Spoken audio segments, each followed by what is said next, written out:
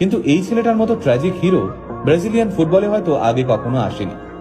হ্যাঁ, আজ কথা হচ্ছে ফুটবলের রাজপুত্র নেইমারকে নিয়ে। নিন্দুকেরা বলেন নেইমার নাকি খেলতে খেলতে ইচ্ছে করে পড়ে যান, চোট পাওয়ার অভিনয় করেন। কিন্তু তারা হয়তো এটা জানেন না, নেইমার ফুটবল ইতিহাসের একমাত্র খেলোয়াড় যাকে 1000-এরও বেশি সময় ফাউল করা হয়েছে। মাত্র 6 বছর বয়সে ফুটবলে হাতেখড়ি হয় নেইমারের। বলের সঙ্গে তিনি যেন কথা বলতে পারতেন। গোল তো অনেকেই দিতে পারে, কিন্তু ফুটবল খেলাটা যে একটা শিল্প, সেটা হয়তো ছোট্ট নেইমারকে দেখলে বোঝা যেত। মাত্র 17 বছর বয়সে ব্রাজিলের 1 নম্বর ক্লাব স্যান্টোসে অভিষেক হয় নেইমারের। আর 18 বছর বয়সে ব্রাজিলের জাতীয় দলেও চান্স পান তিনি।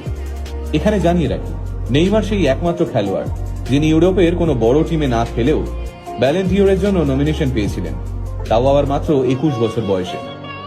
নেইমারের যখন 18 বছর বয়স, তখন থেকেই তাকে নিজের দলে নেওয়ার জন্য ব্রাজিলের মাঠে হতে দিয়ে পড়ে থাকতো